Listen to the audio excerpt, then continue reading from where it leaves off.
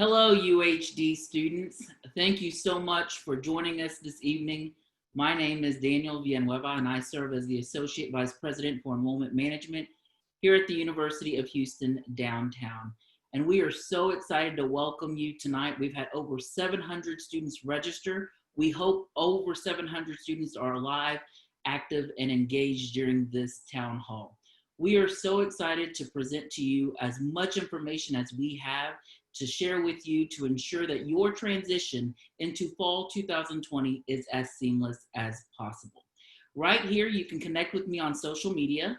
I ask that you be graceful, that you have patience, and that you are forgiving of us as administration as we enter into the fall 2020 semester in unprecedented times.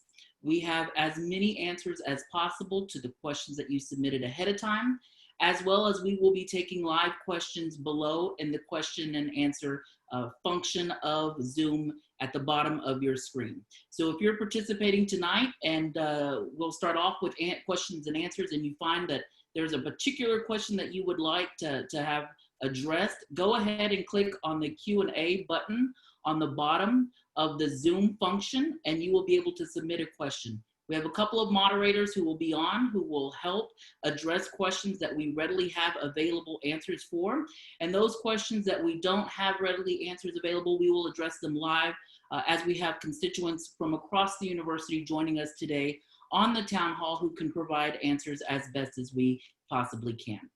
I'd like to start out today to cover the outline of today's town hall. We'll start out with an introduction from our interim president, Dr. Tillis. We'll hear some kind words from your SGA president, Alan Madrow. We'll have a short presentation that will highlight some of the information regarding fall 2020. And also we'll have a commitment to diversity statement from a dear friend of mine, Erica Harrison. We'll also end the session, and the majority of the time will be dedicated to the question and answer session. We do have a list of submitted questions from you. That's where we'll start. And then again, we'll take the live questions down in the question and answer function at the bottom of your screen. The event today will end promptly at 7:15. So we ask that you stay engaged and ask as many questions as you can as soon as possible. Once again, we're coming to you live from our homes all across the Houston area. And we ask for you to have grace, patience, and forgiveness. And our commitment to you in fall 2020 is the exact same. The University of Houston downtown is committed to being graceful with you, to being patient with you, and to be forgiving of you. We ask the same in return and hope that all of us, our faculty, staff, and administration, but especially our students, have a wonderful fall 2020 semester. First, we'd like to hear from our interim president, Dr. Tillis. Dr. Antonio Tillis, please introduce yourself, and thank you so much for joining us.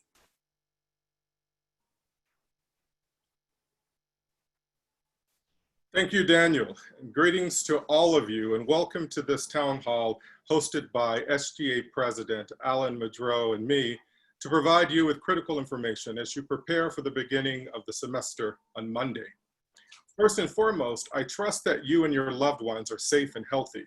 None of us imagined that we would have to contend with a viral pandemic as we usher in fall 2020 semester.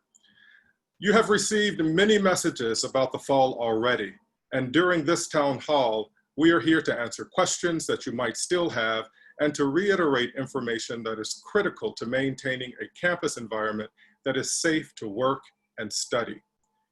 Though I am new to UHD, I am impressed by the institution, its leadership, and the strength and commitment of the Gator community, especially of you, our students. Again, we know you have questions, and we have answers for you tonight, but before we move forward with our presentation and Q&A, I want to provide some reassurance for you. UHD's decision for fall 2020, all of the decisions have been guided by the response matrix informed by state officials and public health authorities. As a state institution, UHD is directed by the governor's office. Governor Abbott has issued an executive order moving Texas into the phase 3 of the state's plan to safely reopen. This includes schools and university and is guiding UHD and all UH system universities as we plan a safe reopening of our campuses. To allow for a graduate reopening due to the condensed nature of our campus and reliance on elevators for our community, UHD will start the fall semester at Step 1 Red and will move to Step 2 Orange on September 8th. So, what does this mean for you regarding the campus this fall? For now, there will be a small number of classes on campus starting the week of August 24th. Those will be face-to-face, hybrid, and online interactive classes. Very limited numbers of persons will be on campus to ensure the safety of students, faculty, and staff. If you don't have a class on campus, then I ask that you please don't come to campus unless you have a scheduled meeting on campus.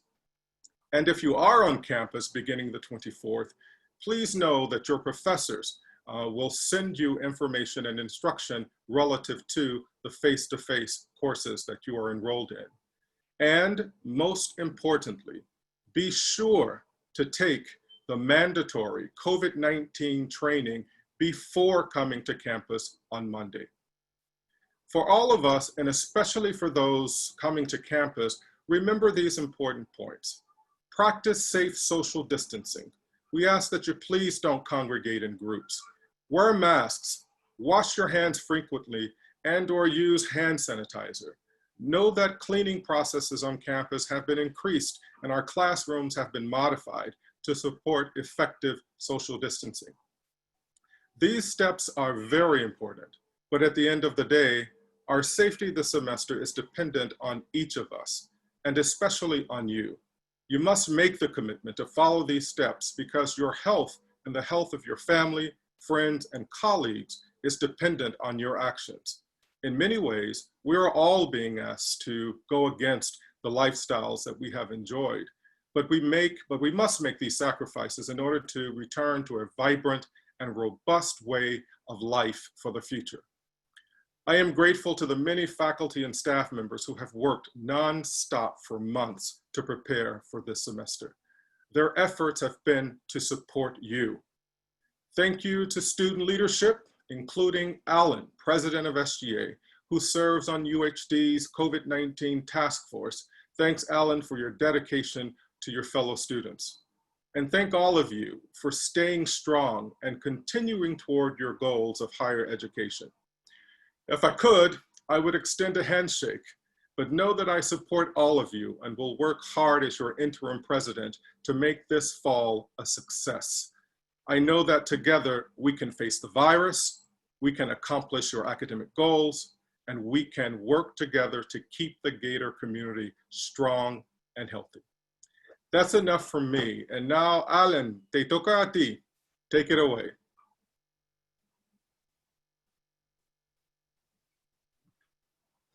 Thank you so much, President Tillis. Thank you so much for everyone that is joining us. I can see that we have about 360 attendees, which is really great. I hope that you find the answers that you've been looking for and find clarification where you need it. I know that this is going to be a tough semester, but we can get through it together. I want to, before we go any further, I want to thank all the individuals that are making this town hall possible. You'll meet them in a short while. And then also the faculty and staff that have been working to transition everything to online in the spring semester and rearranging their classes so that you get the best out of this fall semester. With that being said, I will turn it over to Daniel and we'll get the show started.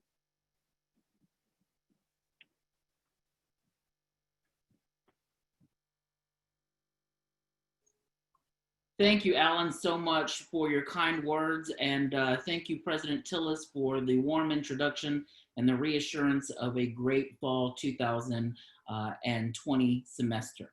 On the screen now, you can see our presentation. I'm going to walk you through the presentation. I hope not to read directly from the PowerPoint presentation, but to highlight some information as I understand that you can read this information. We will also make this PowerPoint slide available on our COVID website. So if you are interested in visiting our website at any point in time, and when we reference the COVID website, the coronavirus website, it is this website right here, uhd.edu/coronavirus. So at any point in time, if we reference the COVID or the coronavirus website, that is the address that we ask you to follow along, or take a moment to explore that website, as we've dedicated a lot of resources and a lot of answers are on that page that can help you transition into the university. Okay, we'll go ahead and start with the first slide, which is talking about our fall academic plan. As you all should know by now, the University of Houston Downtown will start our fall semester in Step 1 red, and we will move to Step 2 orange on September 8th. So as we enter this coming week, which is August 24th, and our classes begin, we will be in Step 1, which is a red. UHD's decision for Fall 20 has been guided by multiple things: our response matrix, local, state, and federal officials, as well as the public health authorities for the Houston area. The governor in recent months has issued an executive order by opening Texas and moving into Phase 3. The plan is to safely reopen the state, and this includes state universities and schools. So thus, that's why UH Downtown is opening on August 24th. Moving along, we'd like to talk about the course modalities. How are the classes going to be offered for fall, and what types of courses are you offering? You can look here. We have 4 different course modalities that the University of Houston Downtown is offering. It is online, online interactive, face-to-face, and hybrid. There is a video on the registrar's website that will guide you to read a course schedule, as well as explain in detail each of the requirements for these 4 different modalities. You can visit the registrar's Facebook page, which is here. I'm going to get the screen, which is here, and you can watch that video that will highlight the differences in each 4 of those modalities. We will start on August 24th with the small number of classes that will be on campus. Those courses are particular courses that are face-to-face, hybrid, and online interactive. We ask that there be very limited students that will be on campus, and this is to ensure the safety of faculty, staff, and students. If you are in a class that will begin on August 24th, your professor will contact you soon with instructions on how to make your way onto campus. Next slide. Tuition and fees. And I can already see in the question and answer session here that there are a number of students who have questions regarding tuition and fees. We have waived 2 specific fees for the fall semester. That is the University Center fee and the International Education fee. Depending upon when you registered and when our tuition calculator has ran, and when you run your fee statement, which is your bill, these fees have already been removed for you. So you shouldn't see a reduction in fees moving forward. They are already removed on behalf of the university as you generate your fee schedule. Next slide. Bookstore. One of the most important questions is, how do I get my books? I want you to look here and understand that there are 3 ways in which you can order books for courses. You can click on the textbook link next to each course when you register in PeopleSoft and select whether you'd like a new or a used copy. You can order the textbooks via the Blackboard, your Blackboard student account.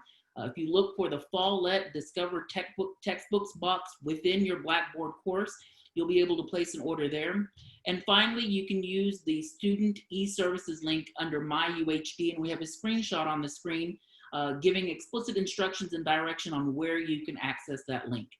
You can request to have these textbooks delivered onto your home or curbside pickup. We ask that you check the Bookstore website for details and hours of operation. There is the website there at the bottom. Moving along to parking options for Fall 20. You can see here in the chart that there are 2 columns. Everything in gray is our regular rate of parking for students. All of our parking options are available to students this year. You can see in the red, we have taken a 50% reduction in charges for parking. So for those individuals who elect to go fully online, you do not necessarily need to buy a parking permit unless you opt to come onto campus, which we discourage at this point in time due to the pandemic. But if you are a student who does have face-to-face courses, multiple face-to-face courses, or at least one, you can opt to buy a parking permit with the 50% reduction. We do take American Express, Visa, Master, and Discover card. We encourage you to go online into the parking portal, scroll down, and hit Get Permit. You can find the parking portal if you go to uhd.edu, and in the search box up at the top right, just type in parking portal, and it will be the first link that's available for you to click on. You can go there to navigate and request a permit. Cash and check transactions can be accepted in person at the Parking and Transportation Services offices by appointment only. Next slide. Dining service operations. So as we enter the fall semester in level red, Starbucks will be open Monday through Friday from 8 a.m. to 3 p.m. That is in the academic building. As we transition over the course of the next 2 weeks into September 8th, during the orange level, Starbucks will continue to be open, as well as we'll add Burger 713 and grab and go and convenience snack items will still be available. Within the cafeteria, they'll only be serving bottled drinks. There will not be any fountain drinks. And again, that's for the health and safety of the campus community. Mobile online ordering via the Boost app will be available. We will also be able to take cash and credit at the terminals within the cafeteria food court. We ask that you practice social distancing and adhere to safety protocols within the food court if you may access that area during your time on campus. Next slide. Physical enhancements and safety. If you look here, we have had plexiglass and sneeze guards and shields installed throughout the campus. This here is the registrar's office, so you can see when you approach the counter, there are some sneeze guards in place. You'll see a multitude of signs all across the campus that encourage you to practice social distancing, as well as regulating some practices that we believe will help keep the health and safety of our campus. When you access elevators there, you'll see that there is a maximum capacity of 4 in the elevator. We're not encouraging up to 4. We're saying that is the maximum capacity. So we're asking that you use best judgment. And if there's 3 and you have the option to wait for the next elevator, that you practice that, but ultimately adhere to no more than 4 Gators on an elevator. Protocols and guidelines for our campus this upcoming semester. As Dr. Tillis mentioned, the completion of the mandatory COVID training. I see that there were some questions here about how you will access that training. As soon as it becomes available, we will be sending that out via the Gator Mail. So we always encourage you to check your Gator Mail so that you have that communication in place and it's resolved prior to arriving on campus. We ask that you practice social distancing and stay at least 6 feet apart. It is mandatory for you to wear face coverings on campus. So when you approach the campus, we will have security at checkpoints regulating this practice here and ensuring that indeed all campus visitors, including faculty, staff, and students, are practicing face covering. There will be hand sanitizing stations installed throughout the campus. And we also ask you to consider using the stairs if you're going 1 floor above or 1 floor below in an effort to reduce capacity on those elevators. We also ask that you self-report and practice the 14-day quarantine if you're diagnosed with COVID-19 and or have been exposed to anyone with a COVID-19 confirmed case. We also ask that you stay at home if you're experiencing COVID-related symptoms. And most importantly, for those of you who are going to be in classes and interacting with our faculty, that you communicate with your faculty. Required daily health assessment. This is a requirement for all students and employees before you come on campus and before you can enter our facilities. Here are the 4 steps that we're asking for you to do. Again, this is a self-assessment, so it means that you as the student, you as the faculty, or you as the staff will be asked to practice these, right? Is to take your temperature, ask yourself, do I have new COVID-19 symptoms that are not related to another or pre-existing condition that I may have? We ask that you review if you've had any close contact with a person who is a doctor or a lab that has confirmed case of COVID-19.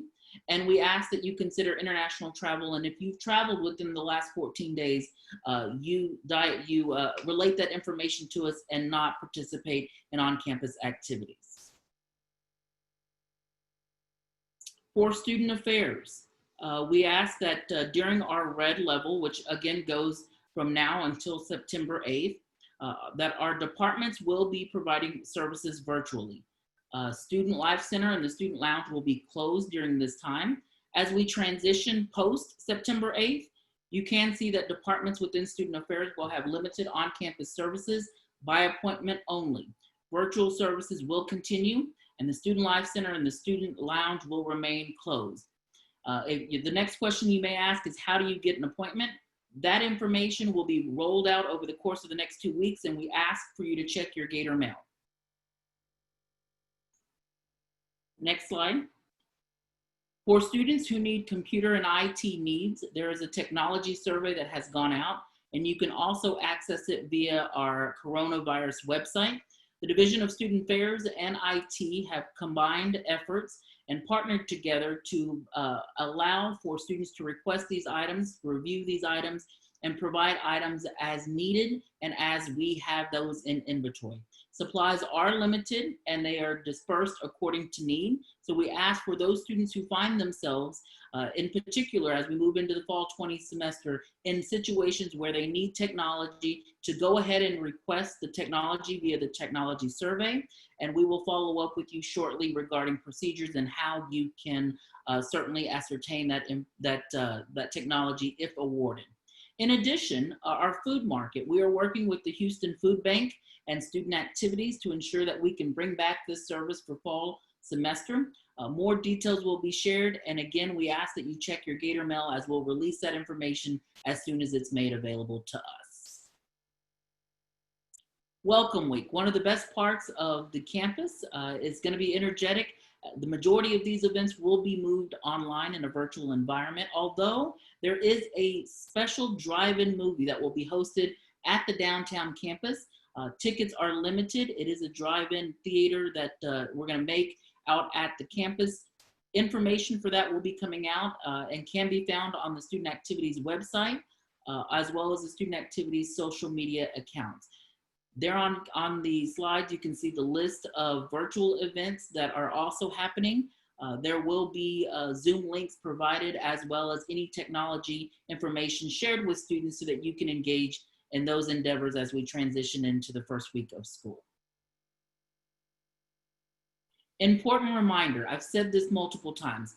We're gonna ask that you check your Blackboard daily, right? Blackboard is our learning management system. For any new student who hasn't used Blackboard, if you hear the word Blackboard, that is an online virtual environment in which you will engage with your faculty, you will turn in assignments, and you will have that as your main learning module throughout the course of your time at the University of Houston downtown, regardless if you're online and or in person. So when we refer to Blackboard, understand that that is something you can go ahead and log into as soon as you've registered as a student and begin to engage in that virtual environment. The next thing is the Gator Mail. We have a number of students who have pressing issues up to this point, who have yet to realize that they are assigned a Gator Mail. We communicate both in admissions, the registrar's office, financial aid, student affairs, and across the campus via the Gator Mail inbox. So we ask that you take time to figure out your Gator Mail login and password, and you routinely check that so that you're up to date with as much information as the university can provide you. Both of these are critical tools for faculty and offices throughout the campus to communicate with students. Next slide. And that concludes the presentation. At this point in time, we'll turn it over to a dear friend of mine, Erica Harrison, as she presents the University of Houston Downtown's commitment to diversity. Erica?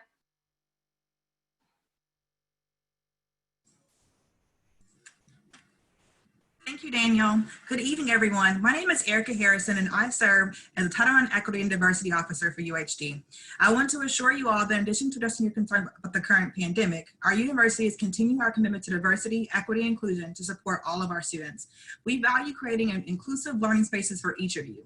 Let me start by saying that we take acts of discrimination and harassment very seriously. If you experience or witness discriminatory conduct, you can report your concerns directly to my office using a new online reporting form. The link to this form can be found in the gray section at the bottom of any UHD page under Section Misconduct and Discrimination Reporting. Across campus, we are convening committees, meeting with student leaders, and creating working groups to review and assess policies and procedures and to make recommendations that aim to make UHD a more inclusive and equitable place.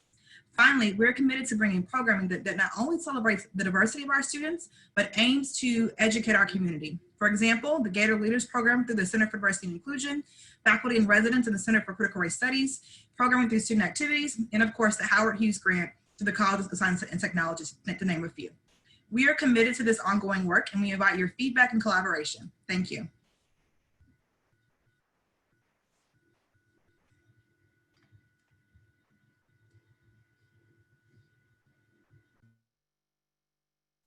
Thank you so much, Erica, for your statement and reaffirming UH Downtown's commitment to diversity. It is important, especially in this day and age. Okay, we will transition into the question and answer session as we move forward in the town hall. I'm sure this is all what you have been waiting for. We have about 73 open questions out there and 4 to 5 pages here. So we're gonna go ahead and start with a couple of questions that I see off the top of our sheet. And what will happen is as I bring up the question, I will also address it to one of our colleagues.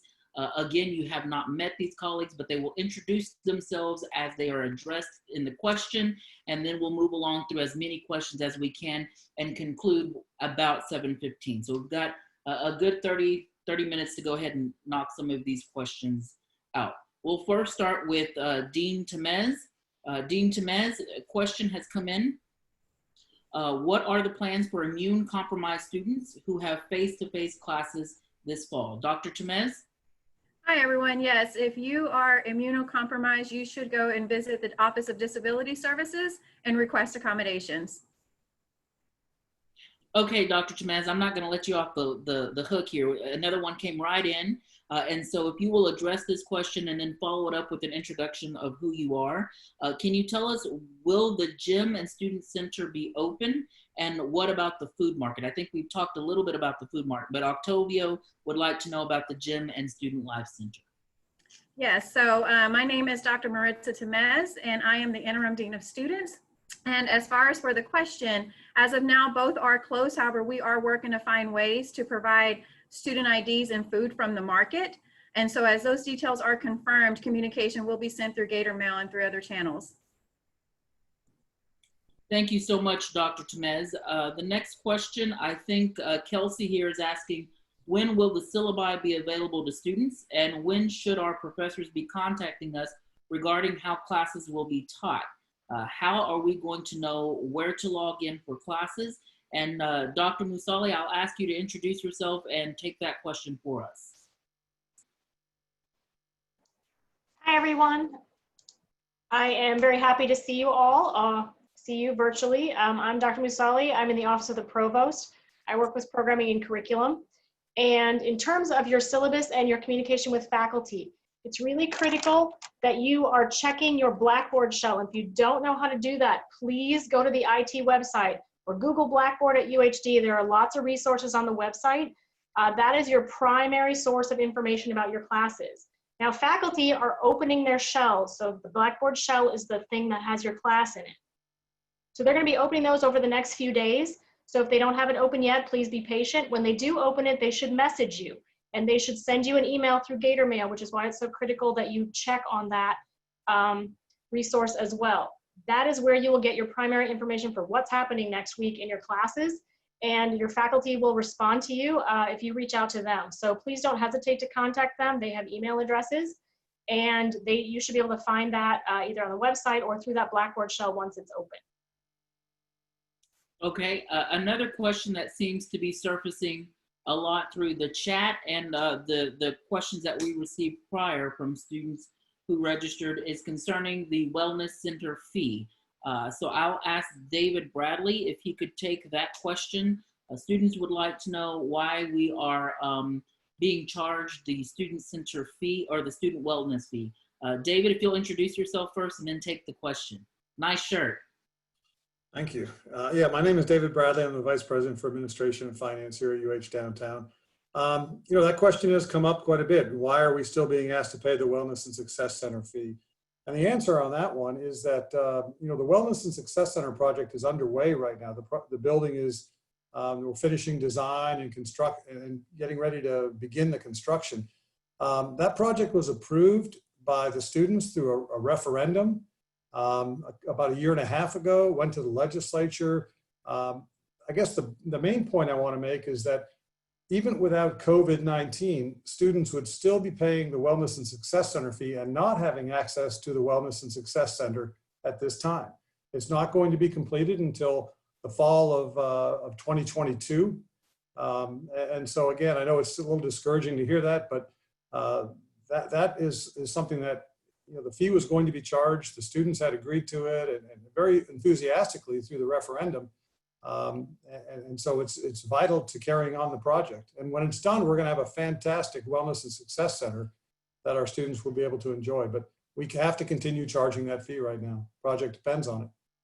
Yeah, David, I think that's a good point. And I don't think in particular that many students understood that voting for this is paying for it to be built, right? And so as we build that center, the fees continue to be charged. While I have you, can you talk to us a little bit about whether the shuttle will be ran for the fall 20 semester? Yes, you know, I've talked to Mary, who's over the University Business Services, which involves the parking operations.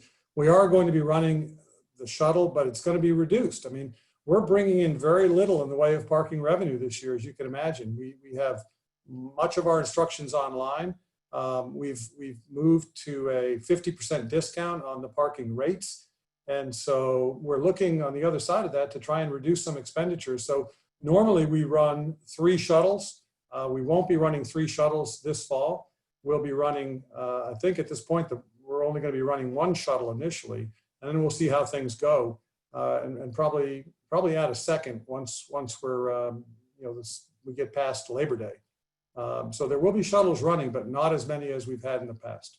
And again, when things get back to normal, we'll get back to the normal number of shuttles.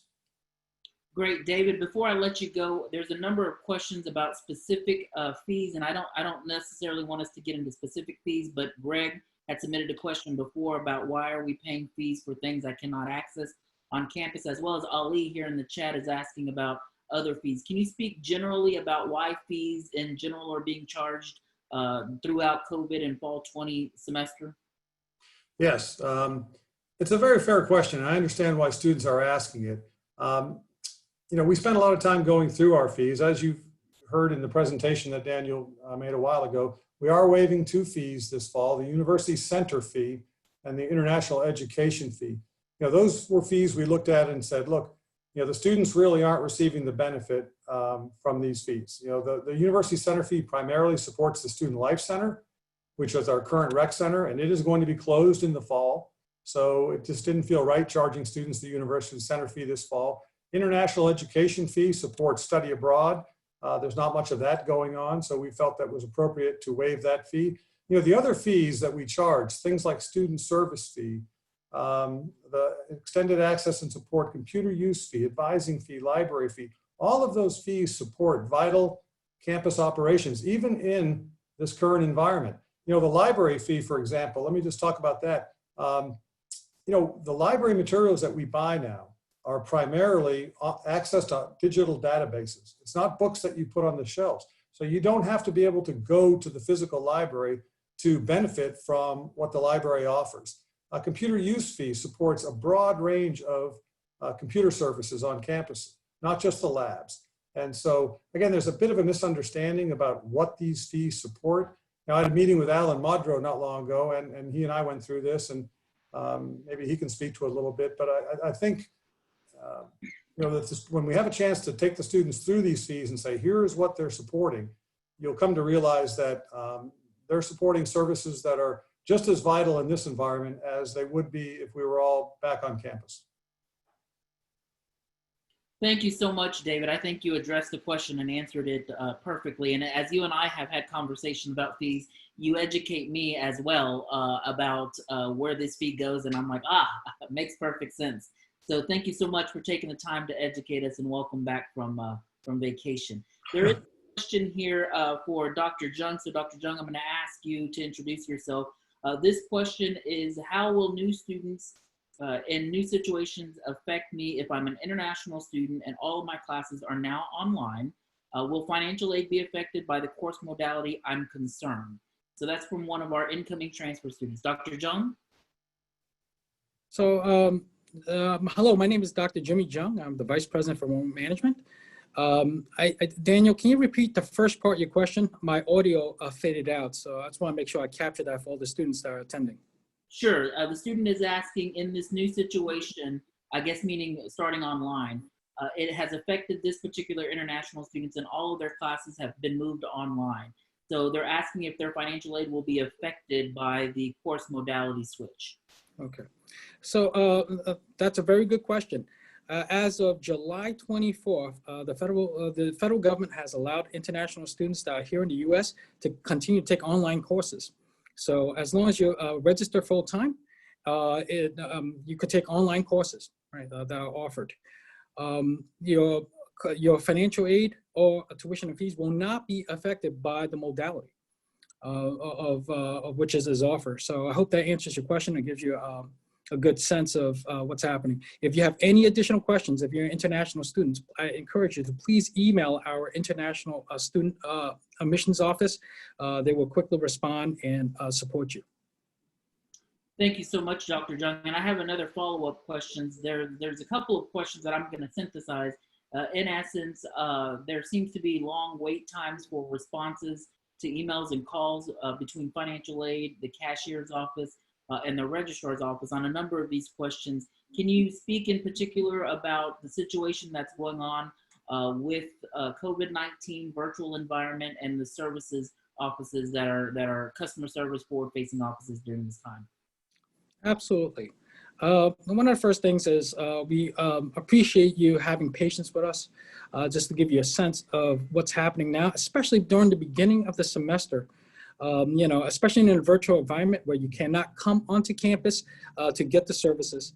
Our financial aid registrar and cashier's office are getting more than 500 calls and messages per day, right? And we're working as quickly as possible to resolve student issues, right? What we have done in response to that is we have extended the virtual office hours of our staff. From Monday through Friday, they're available from 8 to 7 p.m. And on Saturday, they're available from 9 to 5. And these extended hours will be available for the next 3 to 4 weeks, just to handle your concerns as quickly as possible. Please have patience with us. Please give us 3 to 5 business days to respond to your questions. And again, please, I know the wait time might be long for the calls. Please wait. If you have a very important question, we will try our very best to answer it as quickly as possible, direct you to additional help. So please, if you're calling in, please bear with us. Thank you so much, Dr. Jung. I think there's another question here about financial aid and when payments will be dispersed onto students' account.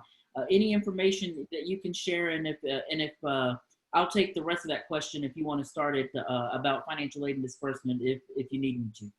Okay. We have ran a packaging and disbursement and financial aid this week. That's a very timely question. The cashier's office is running disbursements and refunds as we speak right now. Please check your account. We will be running them by batches as best we can. It is a very large disbursement of many students, so it'll take a little bit of time to hit your account. But that process is ongoing as we speak. Okay, and one final question for you, Dr. Jung. It's partially for you or Yvonne about work study. When will students have an opportunity to apply for work study, and is work study available this fall semester? I can take that question, Jimmy. Oh, please do. Yourself, Yvonne. Hi, everybody. I'm Yvonne Montalbano. I'm Vice President for Employment Services and Operations. So yes, we will be hiring student workers this fall semester. We currently have 71 positions open. We're posting many more positions as we get them from departments. So go online to careers@uhd.edu. You will find a list of positions for student workers. Apply, and you should be hearing from us shortly. Thank you so much, Yvonne. I think the next question can be pushed over to Hossein. So Hossein, if you'll introduce yourself. There's questions about whether students can sit inside of the school and access Wi-Fi, and or if there'll be computer labs available for students. Yeah, this is Hossein Sharoki. I'm the Associate VP for the Information Technology. Yes, as far as the computer lab being available, after starting in September 8th, we will have computer lab opened, and we will post those hours. And we'll have lab opens in almost every building, including our Northwest and Kingwood sites. And students will be able to go throughout the day, including Saturday. I believe we're at this point planning to close on Sunday, but you know, and if the need arises, we can revisit that. But for now, the plan is that starting after Labor Day, we will have lab open for students to come to campus and use. What was the other part of the question, Daniel? Can they come on campus and sit on campus with their personal device and access the Wi-Fi? I think, again, prior to September 8th, as the president mentions, the idea is that you know, people come if they have a face-to-face class or some appointments. Now, if they're here and they need to connect to a class that, you know, sort of is happening immediately, then we are designating a couple of areas that students can go to, and you know, it will be sanitized and maintained, so they can use that while they're here. But they're really discouraged to come here if they don't have any reason to be here. After September 8th, after Labor Day, yes, absolutely, and we'll, as everybody probably hopefully knows, that we have a very robust Wi-Fi throughout the campus, and just about anywhere on campus you can find a nice place to sit and possibly power connections. You can sit and connect to any university system or internet and use the system as you need. Thank you so much, Hossein. This next couple of questions are for our Provost Link. So I'll ask Provost you the question and then ask you to introduce yourself. The first question is, if I signed up for face-to-face class but would rather do online, how do I make that change? And what if you start face-to-face and then feel uncomfortable later? Am I able to switch? Dr. Link? Hey, good evening, everyone. So nice to virtually see everyone, and we're really excited about getting started for a new semester. I'm Eric Link. I'm the provost here at UHD, and I can't tell you how much I am looking forward to getting past this pandemic so that we can welcome everyone back to campus. But let's talk specifically about the question that was just asked for a moment. The best advice that I could give everyone today is to make sure that you take a fresh look at your schedule that you have built. Make sure that you know which modality each class is in that you've registered for, and ask yourself whether you are satisfied with that schedule or not. If you want to make changes to your fall schedule, the best time to make those changes is now. Before the semester begins, and certainly before the drop add period ends at the beginning of the semester. So I would strongly encourage all of the students listening to this tonight to make sure they take a look at their schedule. If they have any questions about the modality of a class, to reach out to their advisor or their instructors, and just to make sure that they're comfortable with how they are situated, and that you feel good and confident heading into the fall semester. If you do want to make a change, I would reach out to your advisors as soon as possible, get an appointment with them, and work through the building of a schedule that satisfies your needs. Once we are into the semester, we will, of course, make sure that we try in every single class to accommodate the needs of the students in that class. So I want every student to rest assured that all of the instructional faculty across the campus are going to provide a grace and flexibility and compassion to all of the students on campus to the extent that we're able to do so. The most important bit of advice I could give you as students once the semester has started is that if you need an accommodation, if you feel uncomfortable, if you want to discuss something about the class, to please contact your instructor as soon as possible and talk with your instructor about what's going on and what kind of needs you have in that class. I'm sure that the instructors will do everything within their power to make sure that you are comfortable and ready to complete the semester successfully. Okay, Dr. Link, I've got about 6 more questions, and these other ones I think are pretty simple for you.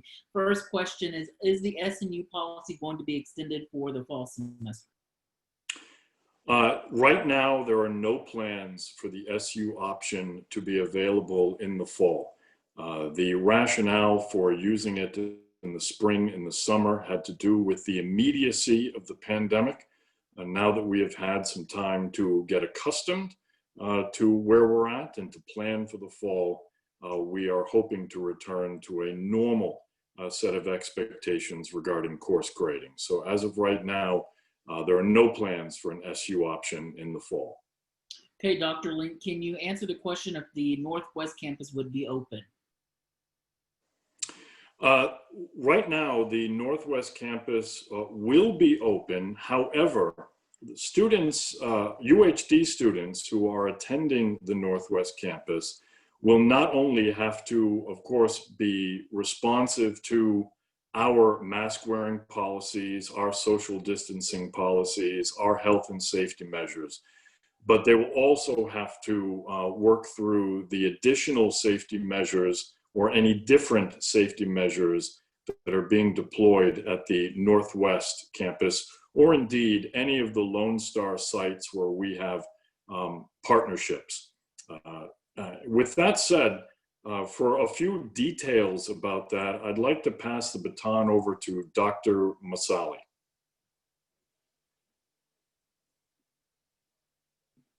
Hi, everyone.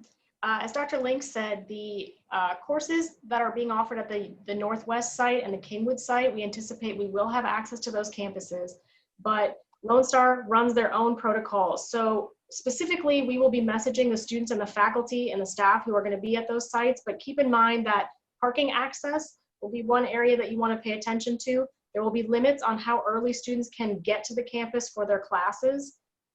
There will be temperature checks at those sites because Lone Star is administering those. There will also be a form that everybody has to fill out each day that they go, that's sort of a waiver, I think along the same lines as the kind of training that we'll be doing for UHD.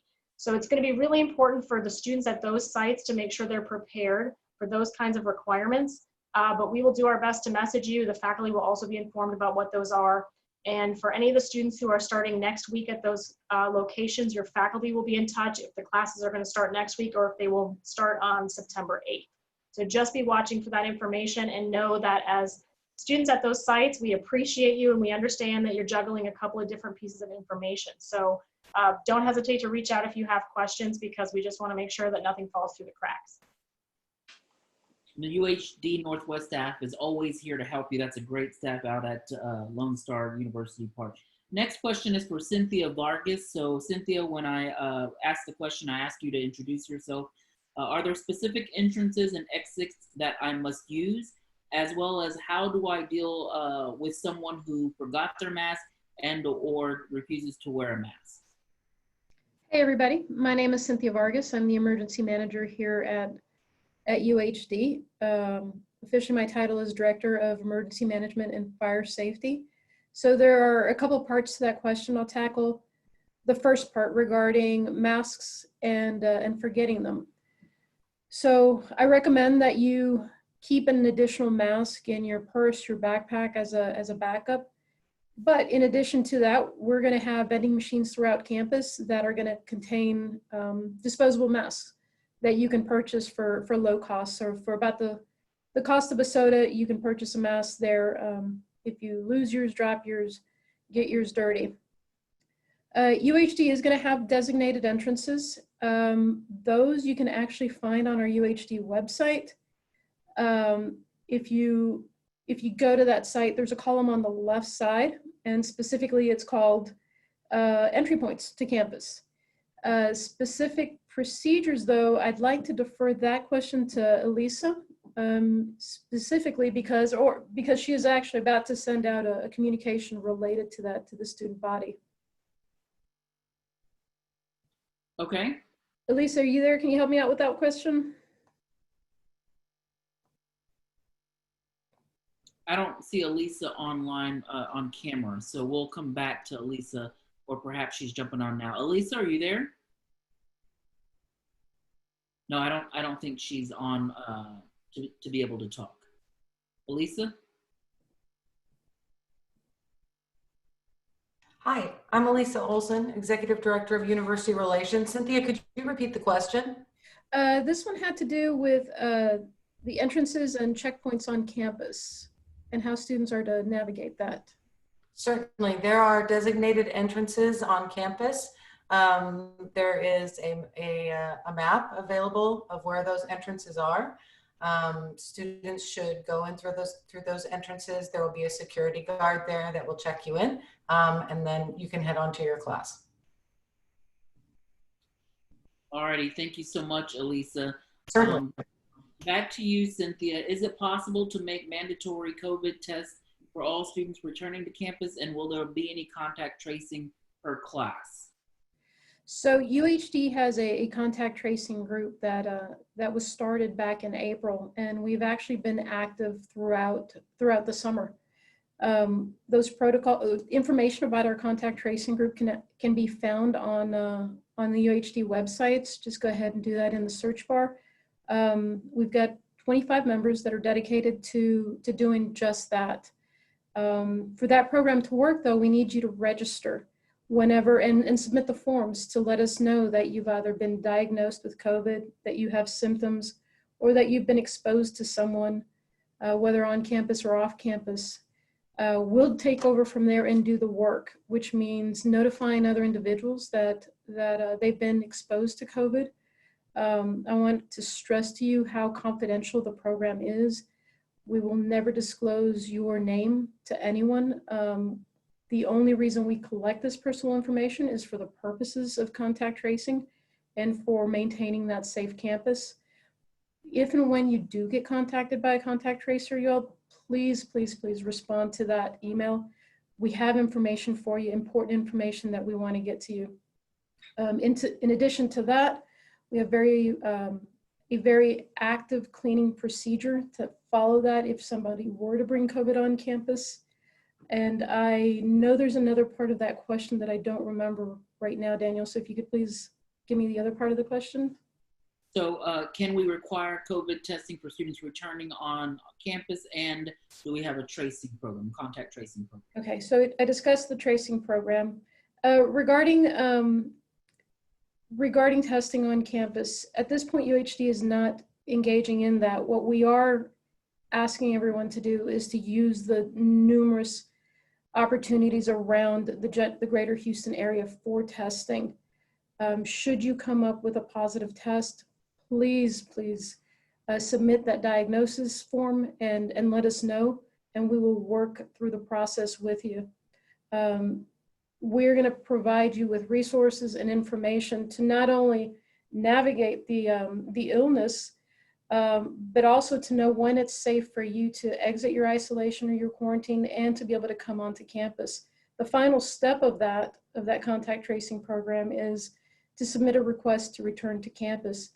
And all these forms are available on the UHD COVID-19 site in the forms section. Once you get written confirmation that it's safe for you to return to campus, then go ahead and do so. But please do not come to campus if you're ill, if you're COVID positive, or if you've been exposed.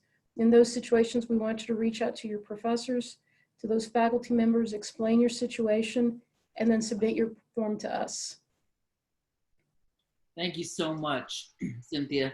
The next question is for Dr. Tillis. It's from Christopher. So Dr. Tillis, Christopher is asking, how will the school keep students and faculty safe from the virus? And I know that's a very broad question, in particular is why we're directing it to you, Dr. Tillis. Absolutely. Thank you for that question, Christopher. I'm sure that many of you are familiar with the situations at other institutions that are within the United States, specifically the University of North Carolina, Chapel Hill, what's happening as well as Notre Dame, and also Michigan State. We are trying our best to make certain that those situations do not happen. Therefore, we are not allowing students to cluster on campus. During their contact tracing programs on those campuses, of course, these are residential campuses, so students are in dorm rooms together, students are in lab situations together, so we're trying to mitigate the possibility of students coming together in order to mitigate the possibility of contraction. We have been cleaning feverishly the campus in order to prepare for your return. Certain faculty and staff have already been on campus. Therefore, it has been our responsibility to make them safe while they are on campus. Daily and weekly, Cynthia Vargas and her team reports out the numbers. The numbers can be found on our website. And to date, we have not had any contractions on campus. And we're trying our best to make sure. Now, as we all know, this is a pandemic. This is a pandemic. We don't know how it's going to strike. But what we're trying to do is to be proactive and to do what it is that we need to do in order to be responsible as an administration and also as a community. This is why we're asking you to please follow the protocols that are in place. Please do not congregate. Wash your hands. Keep your face masks on. And it's self-governance and also an honor system is what's going to have to be operative here, that we are expecting you to really work with us, because myself, when I'm on campus, I will have my mask on. I will wash my hands. I will make certain that I'm 6 feet away from the next person, particularly when we open on the 24th. So again, we are going to lead by example. We are going to make sure that you see us and we're going to watch you, and we ask you to self-govern and to know that our sanitization across the campus has been top-notch as we prepare to bring you back the very few of you that have face-to-face components to your courses, and for those of you who will have to come onto campus for certain types of interactions. Our #1 goal is to keep you and everyone else on the campus safe. Thank you so much, Dr. Tillis. There's a couple of questions here. Specifically about courses switching during the semester. So I'm going to ask Provost Link to take this question.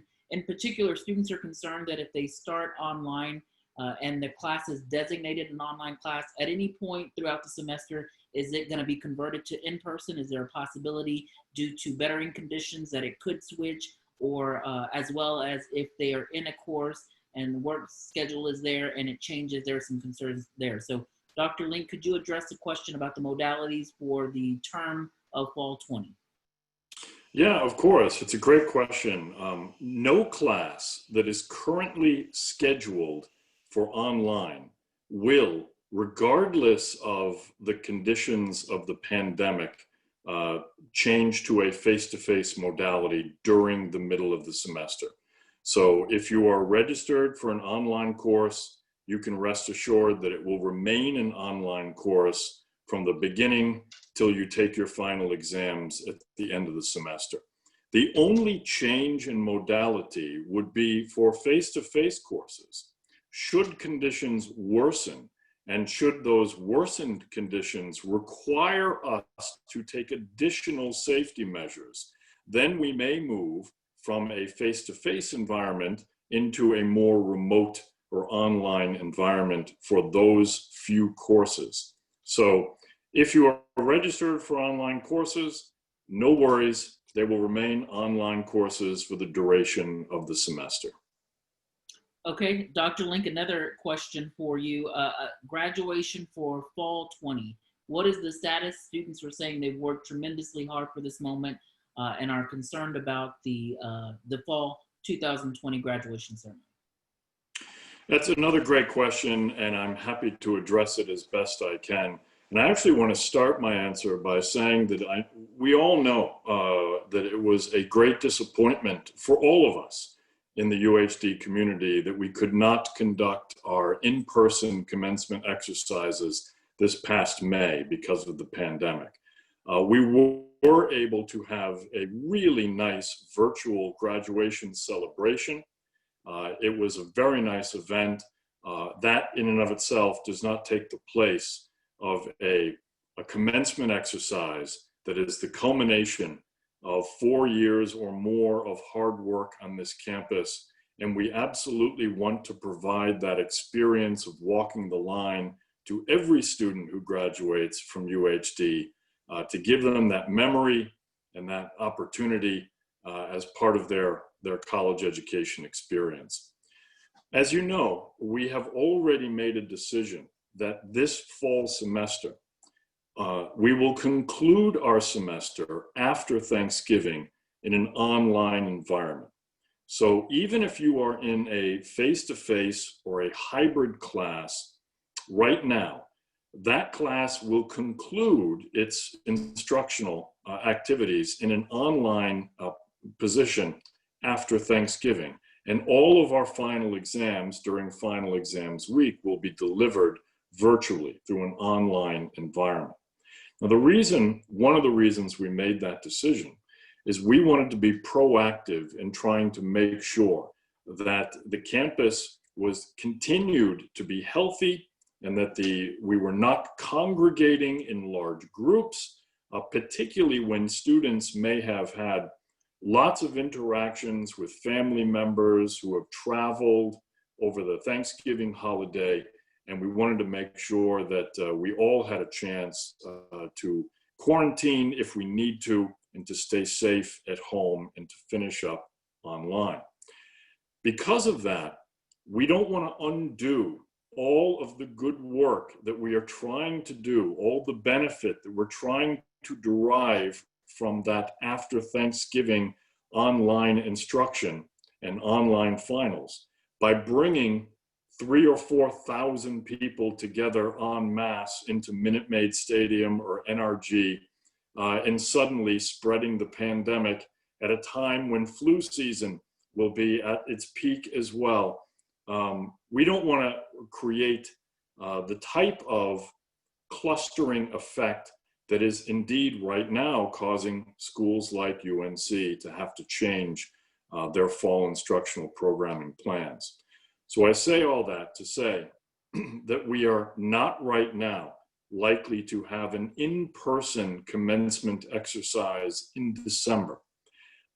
I know that that's an unfortunate thing and a sad fact for all of us. However, we will make sure that every student who could have or wanted to walk the line in May, and every student who could and would want to walk the line in a commencement exercise in December will be given that opportunity as soon as conditions relative to the pandemic allow it.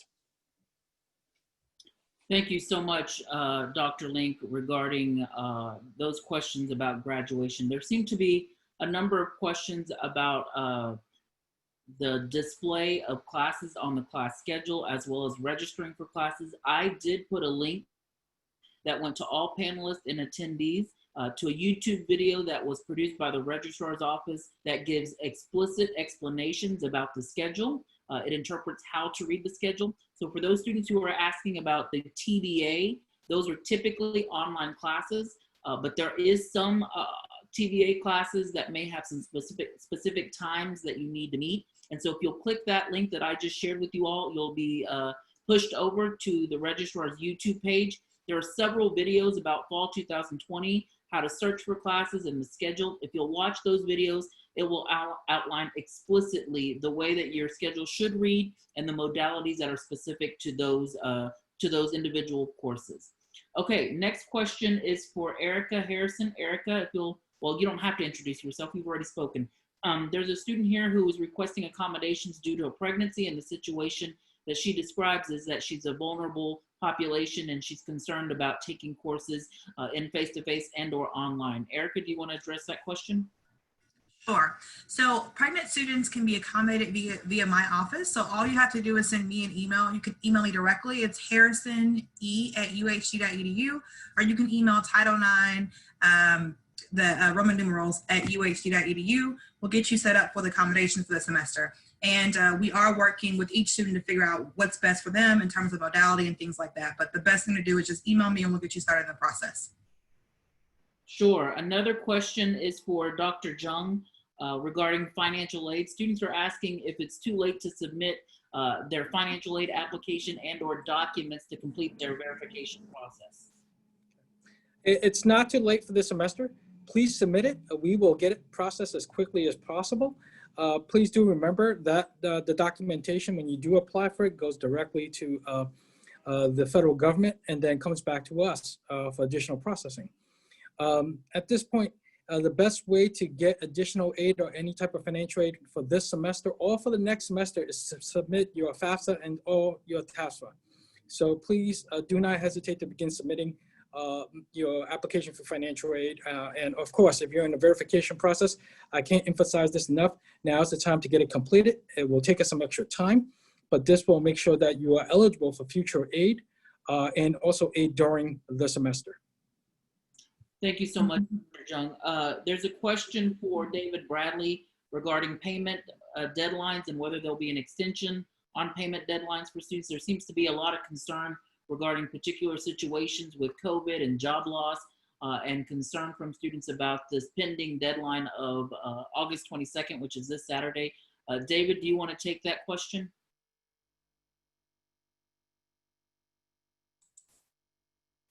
Yes. Okay, there I am. The deadline is Saturday midnight, 22nd for payment, and that date has to remain. We're bound by state law. You know, there are certain dates that, in order to get funding from the state, the expectation is that students will be registered and paid by certain dates. Now, let me say that we understand, particularly at this time, that students are facing a lot of struggles. So I would encourage students to, you know, they can, if they aren't able to make payment, they can apply online using the portal for our payment plan. And the payment plan requires an initial payment, but that can be handled through a deferral. So you can actually get through the payment deadline without having to come up with any money through the payment plan, setting up a payment plan. So I'd encourage students to do that. You know, the students who still owe for fall and spring, for spring and summer, that's going to be different. I think there's a process for contacting those students to make special arrangements. But the payment plan is the way to go if you aren't able to make payment by the 22nd. But we have to hold to that date, the 22nd. Yeah, I think, David, that's a really good point. Most students do not realize that the August 22nd deadline is to secure payment and or set up payment, right? So if you're out there as a student and you find yourself with a pending balance, you can sign up for an installment plan as well as a deferment on that to say, I don't have those funds available today. And that will put you in a status of not paid, but it will remove you off of the drop list to be dropped. If you don't take action by this Saturday, you will be dropped for non-payment. I'll give you a secret. Sunday afternoon classes will be open again and you can re-register. So classes start on Monday. You still have Sunday if you are dropped for whatever circumstances. You do have the availability of Sunday afternoon and Monday to re-register for classes. So those deadlines are pending, they are approaching, but there are multiple ways a student can get into a paid status without paying any money up front. Yeah. And Dr. Jung was just talking about the fact that, you know, the students who have financial aid, that they're kind of late in getting that ball rolling. Setting up an installment plan will enable you to buy some time while you continue to work on your financial aid and get that sorted out. So. Sure, thank you so much. Let's see here if there's another question. How will the school be disinfected, and is it disinfected frequently? Are there masks available for students? David, do you want to take that question as well?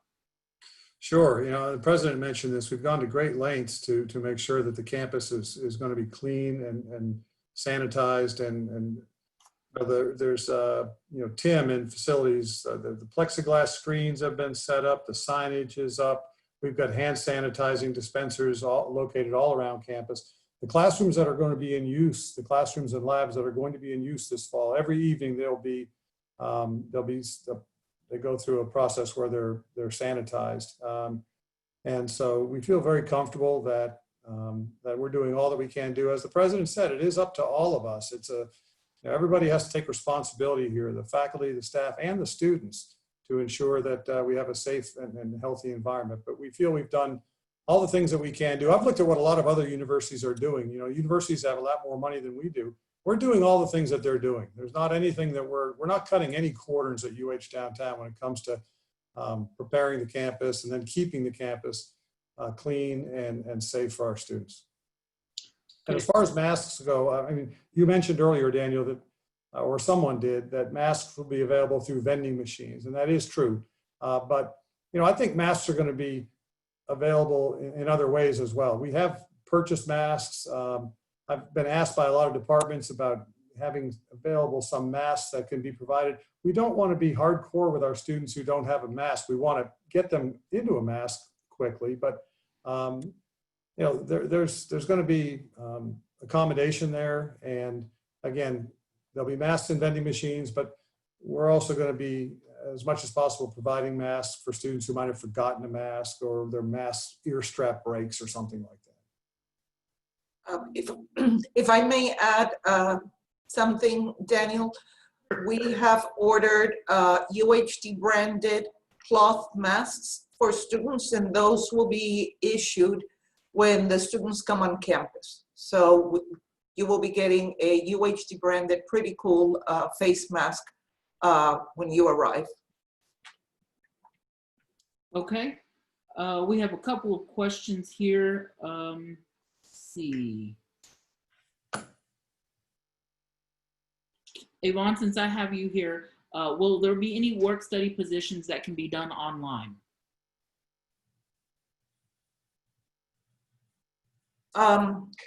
Very few positions, very few student worker positions are set up for remote work. Most of them are physically on campus.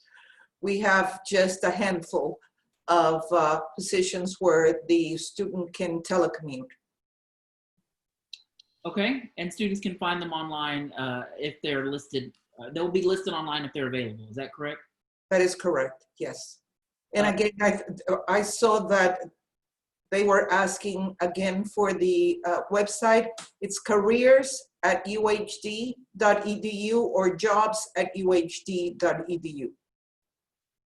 Thank you so much, Yvonne. I think this is a question for you regarding the My UHD page, where students go to click on My UHD, and then they get the landing page there. They're asking if there could be a Blackboard login button in addition to the PeopleSoft button for you know, faculty and staff and students. I think that request has come previous semester. I don't know that we've addressed that. But do you think that we could make any movement on putting a Blackboard link there? I think it's over on the left-hand side, but an actual button?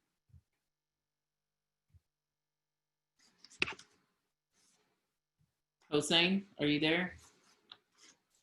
Yes, I am. Sorry, give me the question again.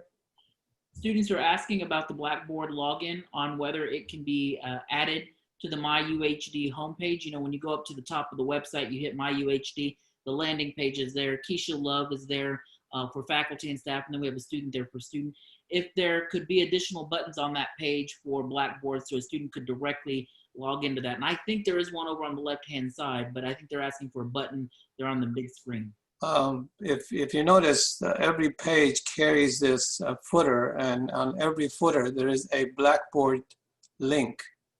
If you just look down on the bottom of the page, that has been there for a significant amount of time. I think if a question if they are being asked to look at something and higher and more in a higher part of the screen, we can talk to the university relation and our website owners to see if they want to move that up. But we do have a link right underneath every page. There should be a blue line with 4 or 5 text. One of them is Blackboard that carries on every page. Okay, I think we have time for 1 or 2 more questions. This next question is, I think for the provost office. I'm not sure if it's Dr. Musali or Dr. Link, but a student is saying that they have an online class 15 minutes before their face-to-face class. And so they're asking if they're allowed to come on campus to take the online class via their personal laptop using our Wi-Fi prior to taking their face-to-face course. Dr. Musali? Dr. Link? So I'll jump in here. This is Eric again. So in general, particularly while the pandemic is still at its most severe during the next couple weeks, presumably, we would ask that students come to campus when their class time is about to begin and not linger, because that will help reduce the density of people on campus. That's the ask. But having said that, as was mentioned earlier in this hour, there will be a couple very large spaces, such as the cafeteria area, that will be available for students to set up shop in between classes or to rest for a moment. So while those spaces will be limited and they will be subject to social distancing, and you will still be required to wear masks in those spaces, we will have a couple of designated spaces on campus where students can sit, open up their laptop, answer an email, get ready for their next class.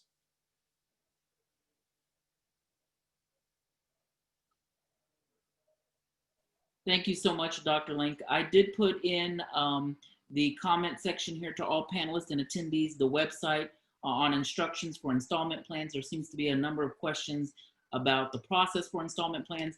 Lauren Bellinger, who is our bursar and our cashier, director of our cashier's office, has created a website that is very thorough and can walk students through that process. So if you're interested in finding out more information about the payment plans and or deferment options in preparation for Saturday, August 22nd, and reserving your coursework to ensure that you're not dropped, you can click on that link below and that will take you directly to the bursars page in which they explain the installment plans as well. We'll take one last question and then we'll wrap up here to go. Dr. Temez, the question seems to be for you. The last question for this evening is, how can students get their ID, their student ID, and are they required to wear any sort of ID on campus when they are on campus? So as far as getting their ID, we are still in communication with the Student Life Center about how we can make that happen after September the 8th. So communication will be sent to students once we have that finalized. And the second part of your question is, will they be required to carry it? My understanding is that no, they will not be required to carry it, but they may be required to have it in order to access some services like check out a book, etc. Well, thank you so much, Dr. Temez. The last question that I'll answer is, do they still have time to change your schedule? And if they are concerned and feel uncomfortable, yes. You do have time to adjust your schedule all the way up until the first day of classes. Even then, you may have the first day or so to change if you have not attended the course as of that date. So there is time to go ahead and review your course schedule. And as the provost indicated, he encouraged you at this point in time to run your schedule, look at it, make plans, and if you feel uncomfortable, get in touch with the advisor and or a registrar's office to assist you in completing a schedule change thus far as you prepare for fall 2020. At this point, we have concluded the virtual town hall. Again, my name is Daniel Villanueva, and I serve as the Associate Vice President for Enrollment Management, and you can find me online on social media. I'll answer any question that you send my way. A lot of it will be links to services that I can connect you with and also follow up and make sure that you're taken care of. Be easy on us, be graceful with us, and also be forgiving with us. We are so excited that you have elected the University of Houston downtown. If you are a new student or you're a continuing student, it means the world to us. You have plenty of options, and your option of selecting the University of Houston downtown is not the wrong option. It is the best option as we move forward in this pandemic. We as university administrators, and on behalf of the provost, Dr. Eric Link, and our president, Dr. Tillis, we thank you so much for joining us today. We hope you stay safe. We hope you are excited about the fall, and despite what is thrown at us, we will progress forward, and hopefully we'll see you soon at graduation. If not this year, sometime in the near future. Thank you all so much, and hope you have a great rest of the evening.